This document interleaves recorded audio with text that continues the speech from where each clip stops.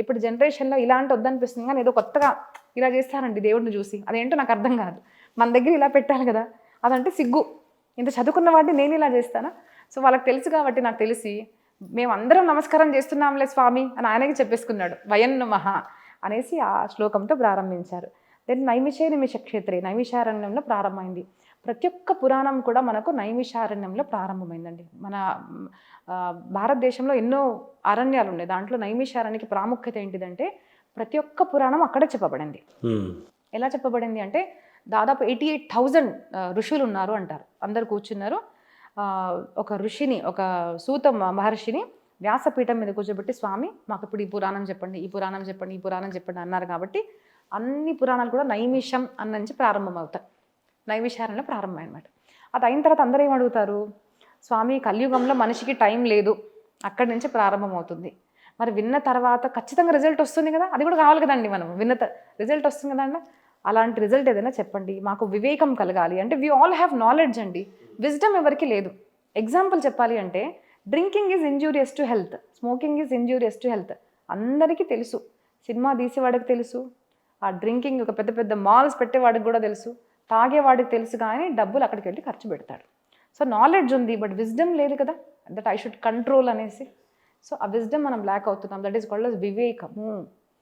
So ఆ వివేకాన్ని మాకు ప్రసాదిస్తుందా, మాకు ఆనందాన్ని ప్రసాదిస్తుందా, మాకు ఖచ్చితంగా కృష్ణ ప్రాప్తిని జరిగేది ఏదైనా చెప్పండి స్వామి అని ఇలా అడిగిన ఒక 5-6 క్వశ్చన్స్ ఉంటాయి. ఇలాగా అడిగిన తర్వాత శ్రీమద్ భాగవత గ్రంథం మనకు ప్రారంభమవుతుంది.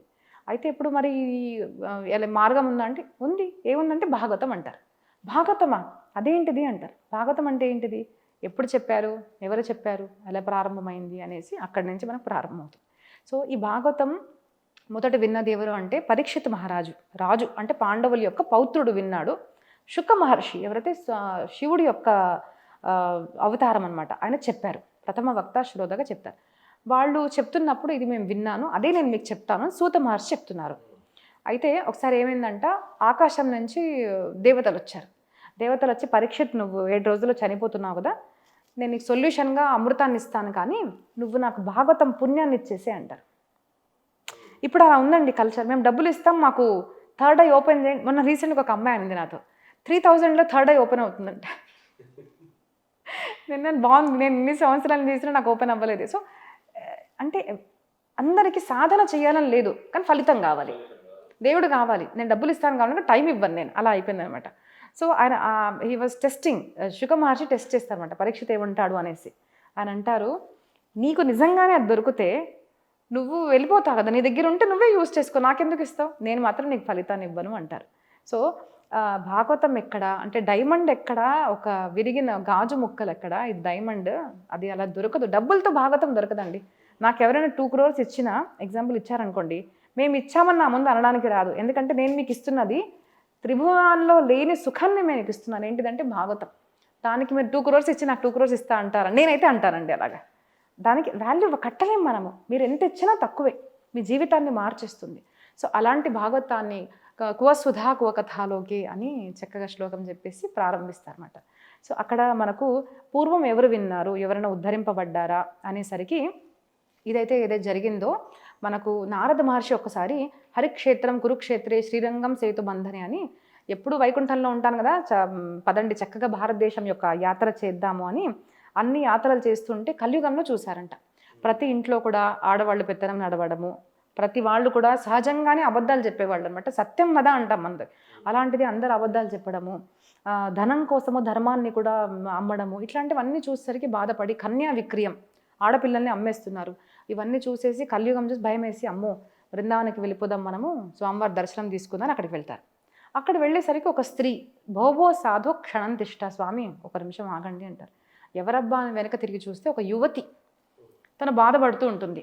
ఏమిటిది అంటే, స్వామి నా 2 పిల్లలు వృద్ధులు అయిపోయారు, నా మీద పడుకున్నారు చూడండి, నా పిల్లలు వృద్ధులు అయ్యారు 2, తల్లి యంగ్గా ఉంది. కొంతమందికి ఫూలిష్నెస్ అనిపించచ్చు, I'll tell you the reason. వృద్ధులు అయిపోయారు, ఏదైనా హెల్ప్ చేయండి నాకు అంటే, అని అంటారు అదేంటిది ఇలా ఎవరు అంటే, జ్ఞానం వైరాగ్యం ఇమం మే తనయో మతో, వీళ్ళిద్దరు నా పిల్లలు, మీరు నువ్వెవరు అంటే నేను భక్తిని అంటారు. సో సాంకేతికంగా చెప్పారు.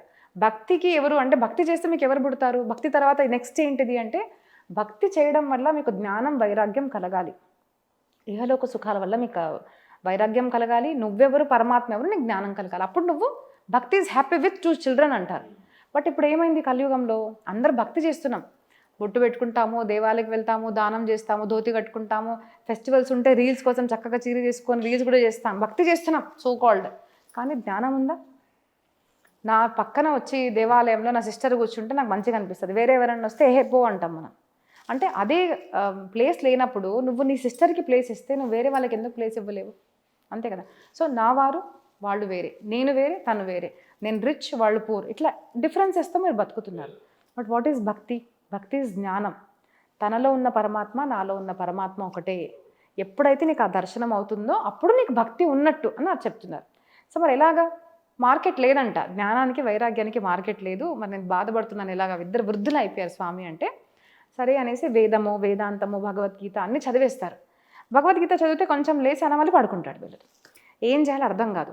అయితే అప్పుడు ఆకాశవాణి ఒక సౌండ్ వస్తుంది, దట్ నారద యు గో, నీకు ఎవరో భక్తులు నీకు మార్గం చూపిస్తారు అనేసరికి ఎక్కడికి వెళ్ళాలి? అదేంటిది వేదాంతం చదివితే కూడా లేవలేదా, మరి ఎలాగా అంటే ఆయనకు కూడా అర్థం కాదు. అప్పుడు విశాల క్షేత్రం అంటే బద్రీనాథ్లో వెళ్ళిన తర్వాత సనత్ కుమారులు నలుగురు కలుస్తారు. కలిసిన తర్వాత అంతేనా స్వామి, మార్గం ఉంది, శ్రీమద్ భాగవతం చేయండి అంటారు. మరి మీరే సొల్యూషన్ చెప్పారు కదా, మీరే చేయండి అంటారు. ఎక్కడ చేయాలి అంటే మనము హరిద్వార్ క్షేత్రంలో చేద్దాం అంటారు. నారద మహర్షి అదేంటిది, పేషెంట్స్ అక్కడ బృందావనంలో ఉంటే ఇక్కడ ఆపరేషన్ ఎలా చేస్తారు అంటారు. Then he says it is చైతన్య స్వరూపం భగవద్గీత. మన దగ్గరండి సంకల్పంతో, ఇప్పుడు మీ పేరు మీద బద్రీనాథ్లో పూజ చేసినా కూడా ఆ పుణ్యం మీకే వస్తుంది. బికాజ్ దట్ ఈస్ పరమాత్మ కదా, అక్కడున్న పరమాత్మ మీలో ఉన్నాడు. సంకల్పం చేస్తే ఇక్కడ కూడా వస్తుంది, అక్కడ చేద్దాము అంటారు. అప్పుడు సనక్ సనంద్ర మహర్షులు భాగవతం చెప్తారు. నారద మహర్షి వింటారు. ఎలా వింటారు అంటే అక్కడ చాలా ఉంటుంది. ఇప్పుడు చాలామంది అడుగుతారు, అంత అవసరమా ఖర్చు పెట్టడము, ఇన్విటేషన్స్ అవసరమా అంటే డీటెయిల్గా వచ్చింది. ఇన్విటేషన్స్ పంపించండి ప్లీజ్, 7 days రాకుంటే 1 day అన్నా రండి, పెద్ద మండపం ఉండాలి. ఎందుకండి పెద్ద మండపం? షో ఆఫ్ కాదు. ఇప్పుడు నేను కష్టపడి 4 hours చెప్తున్నప్పుడు మీకు 4 hours, ఆ మనిషికి 7 hours, ఇలా ఎంతమందికి చెప్తాను? So invite as many people as possible. ఒక్క సప్తాహంలో ఎంతోమంది వింటే మంచిది కదా. కాబట్టి పెద్ద పెద్ద మండపాలు ఉండాలి, అందరినీ పిలవాలి అని చెప్తారు. ఇలా డీటెయిల్గా ఇచ్చారు, ఎలా పిలవాలి, ఎప్పుడు పూజ చేయాలి, ముహూర్తం ఎలా ఉంటుంది, ఇవన్నీ కూడా దాంట్లో ఇచ్చారు. సో ఇలాగ అందరినీ పిలవాలి అంటే ఎవరెవరు వస్తారు? వేదము, వేదాంతము, ఋషులు, మునులు, దేవతలు, తర్వాత నదులు, శృతులు అందరూ కూడా ఒక్కొక్క రూపాన్ని ధరించి అక్కడికి వచ్చి శ్రీమద్ భాగవతాన్ని వింటారంట. అయితే సప్తాహ శ్రవణం మొత్తం అయిన తర్వాత ఒక తరుణీ స్త్రీ ఇద్దరు తరుణ అబ్బాయిలతో వచ్చేసి శ్రీకృష్ణ గోవింద హరే మురారి డాన్స్ చేసుకుంటూ వస్తుంది. ఎవరికి అర్థం కాదు కానీ నారద మహర్షికి అర్థమవుతుంది, okay my patient is cured. సాక్షాత్తు భక్తి మహారాణి జ్ఞాన వైరాగ్య తన పుత్రులతో దే ఆర్ క్యూర్ కాబట్టి ఇద్దరు తరుణంగా అయి వచ్చారు కదా అని. మరి నువ్వు నా కోసం ఇంత చేసావు కదా, మరి నువ్వు ఏదన్నా అడుగు నాతో అంటే నారద మహర్షి అంటారన్నమాట, అమ్మ ఎవరైతే భాగవతాన్ని వింటారో వాళ్ళ యొక్క హృదయంలో నువ్వు నివసించు అంటారు. కాబట్టి ఎవరైతే భాగవతాన్ని శ్రద్ధతో వింటారో తత్క్షణం భక్తి అనేది ప్రారంభమవుతుందండి. It will begin. ఖచ్చితంగా వాళ్ళ హృదయంలో భక్తి అనేది కూర్చుంటుంది. అది ప్రాక్టీస్ చేస్తున్నప్పుడు జ్ఞాన వైరాగ్యం వస్తుంది. ఏది కూడా 1 dayలో రాదు. జిమ్లో కూడా 1 day వెళ్తే బాడీ రాదు, you have to practice it. అప్పుడు జ్ఞాన వైరాగ్యం కలుగుతుంది అమ్మ అంటారు. మరి అప్పుడు నారద మహర్షి తర్వాత ఆ సప్తాహంలో సాక్షాత్తు భగవంతుడు, ఇంద్రుడు, అర్జునుడు అందరు కూడా వచ్చినట్టుగా మనకు చెప్తారు. తర్వాత అక్కడ అడుగుతారు, ఈ పురాణము ఇంకా ఎవరైనా విన్నారా? అంతే కదండి, నాకు ప్రాఫిట్ అయింది కానీ ఇంకెవరికైనా అయిందా అని ఇంకో క్వశ్చన్ అడిగితే, బతుకున్న మనుషులు కాదు నాయన, చనిపోయిన వాళ్ళు కూడా దీంతో ఉద్ధరింపబడ్డాడు అని మనకు గోకర్ణ ఆఖ్యానము అనేది చెప్తారన్నమాట. సో గోకర్ణుడు ఒక ఆత్మదేవుడు అని ఒక బ్రాహ్మణుడు ఉంటాడు. ఆయనకు పిల్లలు కలగడం లేదు, అంతా ఉంది, సంపత్తి ఉంది, అంతా ఉంది, పండితుడు, మంచి పేరుంది, అంటే ఫేమ్ ఉంది, మనీ ఉంది, మ్యారేజ్ అయింది, అంతా ఉంది. కానీ మనందరూ కూడా అదే ఉంటుందండి లైఫ్లో. అన్నీ ఉన్నాయి కానీ ఏదో ఒకటి ఉంటుంది, దట్ ఈజ్ లైఫ్. సో అలా ఉండేసరికి నేను చనిపోతాను, ఇంకెందుకు బతుకు, పిల్లలు లేరు అనేసి అట్లా అనిపిస్తుంది అన్నమాట. ఒకరోజు చనిపోవడానికి వెళ్ళిపోతాడు. అప్పుడు ఒక ఋషి కనిపించి, సన్యాసే సర్వథా సుఖం, నాయన ఈ సంసారంలో బతకడంతో సుఖం లేదు, అన్ని మీద మోహం వదిలేసుకుంటే సుఖం ఉంటుంది అంటే, నాకు మీ జ్ఞానం చెప్పకండి స్వామి, ఎందుకంటే వైరాగ్యం లేకుంటే జ్ఞానం స్థిరం అవ్వదండి. వైరాగ్యం ఉండాలి, యూ షుడ్ హ్యావ్ డిజైర్. అప్పుడు మనం చెప్తే వాళ్ళు అర్థం చేసుకుంటారు. సో అంటే చెప్తాను కదా, ఇప్పుడు మీరు యోగా చేయండి అందరూ చెప్తే వాళ్ళకి రాదు. ఎప్పుడైతే అవసరం పడుతుంది చూడండి, అప్పుడు వాళ్ళు వచ్చి సిన్సియర్గా చేస్తారు. సో ఆయన వచ్చేసి నాకు ఏదో ఉపాయం చెప్పండి అంటే ఒక ఫ్రూట్ ఇస్తారు. ఫ్రూట్ ఇచ్చి నీ భార్యకి ఇది తినమని చెప్పు, అలాగే మంచి ఆచరణ చేస్తే సత్సంతానం కలుగుతుంది. ఈ ఒక్క మాట చెప్తారు, సత్సంతానం వల్లే మనిషి సుఖపడతాడు కానీ సంతానం వల్ల సుఖపడరు నాయన అని చెప్తారు. కానీ ఆయనకు సంతోషం, నాకు పిల్లలు పుడతారు కదా అని వెళ్ళిపోతాడు, భార్యకి ఇస్తాడు. భార్య మోడర్న్ డే అనమాట, మన కలియుగం చూపించారు. అమ్మో ఇప్పుడు నేను పండు తిన్నాను అంటే నేను ప్రెగ్నెంట్ అవుతాను, ప్రెగ్నెంట్ అయ్యాను అంటే నాకు ఇంత పొట్టు వస్తుంది, అది చాలా బాగా అందంగా ఉంటుందండి, నాకు ఇంత పొట్టు వస్తే నేను నడవలేను, నాకు దొంగలు పడ్డారనుకో నేను పరిగెత్తలేను, అవును నేను ప్రెగ్నెంట్ అయితే మళ్ళీ మా ఆడబిడ్డ వస్తుంది. ఇప్పుడు అదొక ప్రాబ్లం అండి, ఎవరింటికి రావద్దు, కలియుగం ప్రాబ్లం అనమాట. దాంట్లో ఆడబిడ్డలు అయితే అసలు ఇంట్లో ఉండొద్దు. ఆడబిడ్డ వచ్చేస్తుంది, అన్ని తీసుకెళ్ళిపోతుంది, నేను ప్రెగ్నెంట్ ఏం చేయలేను. అవును ప్రెగ్నెన్సీలో చనిపోతారని విన్నాను, ఎందుకు నాకు ఈ బాధలన్నీ, అసలు ప్రెగ్నెన్సీ వద్దు కదా. సరే మరి లేడీస్తో మీటింగ్ అని, కిట్టి పార్టీ మీటింగ్ అనమాట అందరితో. అయితే లేడీస్ అంటారు సరే మరి తినకు అంటే, అమ్మో తినకుంటే మా ఆయన ఏమంటారు, అవును ఎవరు స్వామీజీ ఇచ్చారంట ఏమైనా చెడు అయితే, అంటే తీరా నమ్మకం లేదు, అపనమ్మకం కూడా లేదు. ఏం చేయాలి అంటే వాళ్ళ సిస్టర్ చెప్తుంది, ఒక పని చెయ్యి, ఆ ఫలాన్ని నువ్వు గోవుకి తినిపించేసి నీకు ఆ దాంట్లో ఉన్న పవర్ కూడా నీకు తెలిసిపోతుంది, నువ్వు తినకుండా ఉంటావు. మరి ప్రెగ్నెన్సీ అంటే సిస్టర్ ఐడియా వస్తుంది అనమాట. ఏంటిదంటే నీ దగ్గర డబ్బు ఉంది, నా దగ్గరేమో డబ్బు లేదు, కానీ నా దగ్గర పిల్లలు, జనవరి ఫిబ్రవరి మార్చ్ ఏప్రిల్ అన్నట్టు చాలామంది పిల్లలు ఉన్నారు, ఇప్పుడు నేను మళ్ళీ ప్రెగ్నెంట్ ఉన్నాను, ఈ బాలుడిని నీ బాలుడుగా నువ్వు చెప్పేసి నేను ప్రెగ్నెంట్ ఉన్నాను, ఇప్పుడు ఈ పిల్లల్ని తీసేసుకో, మీ హస్బెండ్కి చెప్పేసి పిల్లవాడు పుట్టేశారని యాక్టింగ్ చేయంటే సరే అంటారు. And ladies are very good at acting అండి, నేను ఆడదాన్ని కానీ చెప్తున్నాను. అసలు ఆడవాళ్ళు కనుక ఏదన్నా దాస్తే మగవాళ్ళకి ఎప్పటికీ అర్థం కాదండి, పెట్టేసుకుంటారు అంతే కదా. అదే అబ్బాయిలైనా అబద్ధం చెప్తే ఆడవాళ్ళకి వెంటనే అర్థమైపోతుంది. ఎగ్జాంపుల్ చెప్పాలి అంటే ఈ నోట్ బందీ చేశారు చూడండి, అప్పుడు వాళ్ళు ఎక్కడెక్కడ డబ్బులు పెట్టారో అసలు వాళ్ళకి అర్థం కాదు, సీక్రెట్ ప్లాన్స్ అనమాట. సో దాన్ని ప్రెగ్నెంట్ ఉన్నట్టు చెప్పేస్తుంది. ఈయన కూడా ప్రెగ్నెంట్ ఉంది, వైఫ్ ఇంకా నాకు పిల్లలు పుడతారని హ్యాపీగా అనిపిస్తాడు. అలాంటిది 6 months అవ్వంగానే దానికి 3 months ప్రెగ్నెన్సీ ఉన్న బాబుని ఇచ్చేస్తుంది. బాబు పుట్టాడని చెప్తుంది. వీడికేమో అరే పెద్దగా ఉన్నాడు అంటే, లేదండి స్వామివారు మన ఫలం ఇచ్చారు కదా, మంచి పిల్లవాడు పుట్టాడు హెల్తీగా అని చెప్తుంది. నమ్మేస్తారు జెంట్స్. సో అలాగే అంటే నేనేం లేడీస్ యాంటీ చెప్పడం లేదు, బట్ దాంట్లో ఉన్నది చెప్తున్నాను నేను. అలా అయ్యేసరికి సరే పిల్లవాడు పుట్టాడు కానీ సంతోషంగా ఇంకా వాడు పుడతాడు. అలాంటి టైంలోనే గోవుకు కూడా ఒక బాబు పుడతాడు. అయితే తన పేరు గోకర్ణ అని పెడతాడు ఆవుకు పుట్టిన బాబు. ఎందుకు అంటే గోవులాగా చెవులు ఉన్నాయని కొంతమంది అంటారు, లేదు అంటే గోషు ఉపనిషత్సు యస్య సహ అంటే చిన్నప్పటి నుంచి ఎవరు చెవుల మీద అయితే ఉపనిషత్తులు విని పెరిగాడు అలాంటి బాబు అని గోకర్ణ అంటారు. అయితే వీళ్ళకి బాబు పుడతాడు. మళ్ళీ కలియుగం. ఇప్పుడు పిల్లల పేర్లు ఎలా పెడుతున్నారండి, అసలు మంచిగా అండి. నేను అసలు ఎవరి పేర్లు పెట్టడం మానేశాను, చక్కగా గోవింద గోపాలని పెట్టండి అక్క మోడర్న్ కావాలి అంటారు. దాంట్లోనూ ఇప్పుడు నాకు ఒక్కొక్కసారి ఆలోచిస్తే అనిపిస్తుంది, అబ్బాయి పేరు కనుక రామ, అమ్మాయి పేరు కనుక రమణి ఉందనుకోండి, మ్యాచింగ్ కావాలి కదా, రారా అని కూడా పెడతారేమో, రారా రా దానికి మీనింగ్ లేకున్నా పర్వాలేదు కానీ అలాంటి కావాలి. సో తను ఏమంటుందంటే ఏం పేరు పెట్టాలంటే దుందుకారి, దుందుకారి, మదర్కి మ్యాచింగ్ ఉండాలి పేరు. ఆ దుందుకారికి మీనింగ్ ఎక్కడ లేదండి అసలు. సో అదొక కలియుగ రూపాన్ని మనకు చూపించారు. సో దుందుకారిని పేరు పెడతారు. సో ఏ బిడ్డకైతే సంస్కారం లేదు వాళ్ళు ఎలా పెడతారండి. చాలామంది తల్లిదండ్రులు బాధపడుతున్నది ఎందుకు అంటే పిల్లలు లేక కాదు, మంచి పిల్లలు లేక బాధపడుతున్నారండి పిల్లలు. అలాంటి వాడు పెద్దగా అవుతాడు, ఏముంది వేషాగమనము, అందరినీ బాధ పెట్టడము. This is happening today. Well educated people are addicting to bad things. ఆ పేరెంట్స్ ఎవరితో చెప్పుకోలేక బాధపడుతూ ఎందుకు అవుతున్నాయి, గర్భకాలే సేవ్య, చిన్నప్పటి నుంచి సంస్కారం ఇవ్వలేదు. అలాంటి బాలు పెద్దగా అయ్యారు, తండ్రి బాధపడుతూ గుర్తొస్తుంది. అప్పుడు స్వామీజీ అన్నారు, మంచి పిల్లలు పుడితే సుఖపడతావు కానీ పిల్లలు పుడితే సుఖం లేదు. ఎంతోమంది ఈరోజు పిల్లలు లేక కాదండి, చెడు పిల్లలు ఉండడం వల్ల బాధపడుతున్నారు అని బాధపడి నేను ఇంకా చనిపోతాను అంటే మంచి పుత్రుడు గోకర్ణుడు.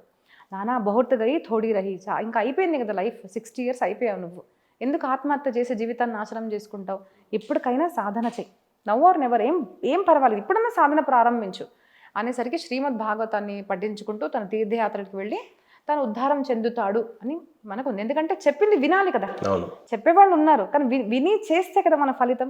ఆయన విన్నాడు, ఆయన చేశాడు కాబట్టి ఆయన ఉద్ధరింపబడతాడు. ఈ దుందులు ఏం చేసింది, తను అడగలేదు కొడుకుని, తను బాధపడుతూ ఉంది. ఒకరోజేమో అమ్మ నాకు డబ్బులు కావాలి, ఇంట్లో గిన్నెలు అమ్మేస్తాను అంటే ఇవ్వడం లేదు అమ్మ, కాబట్టి అమ్మను కొడతాడు. కొట్టేసరికి ఆ దుందులి బావులో పడి చనిపోతుంది. తల్లి చనిపోయింది, తండ్రి లేడు, ఏం చేస్తాడు, చెడు అలవాటుకు గురి అయిన ఈ దుందుకారి వేషాగమనం చేస్తాడు, దొంగతనాలు చేస్తారు. అంటే ఉమెన్ ప్లెజర్ ఇప్పుడు చూస్తాం కదండి, ఇవన్నీ ఇప్పుడు ప్రాబ్లమ్స్ మనకు భాగవతంలో కనిపిస్తాయి. ఆ ఉమెన్ని సాటిస్ఫై చేయడం కోసం దొంగతనం చేస్తాడు రాజు ఇంటి దగ్గర. ఒక 5 వేశ్యల్ని ఇంట్లో తీసుకొచ్చి పెడతాడు.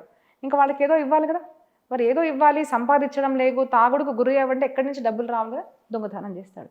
దొంగతనం చేసేసరికి వీళ్ళకి అనిపిస్తుంది, అమ్మో ఈయన రాజు ఇంట్లో దొంగతనం చేశాడు, ఇప్పుడు ఏఐ ఉంది కదండి, వీడు పట్టుబడతాడు, వీళ్ళని ఏదో చంపేశారు. ఎందుకంటే నిజమైన ప్రేమ కాదు కదా, డబ్బు కోసం ఉన్న ప్రేమ ఇప్పటి కాలం. సో అలా చేయాలనేసి ఏం చేస్తారు అంటే తనకు 2 కాళ్ళు చేతులు కట్టేసి చంపేయడానికి ప్రయత్నించి చనిపోడు.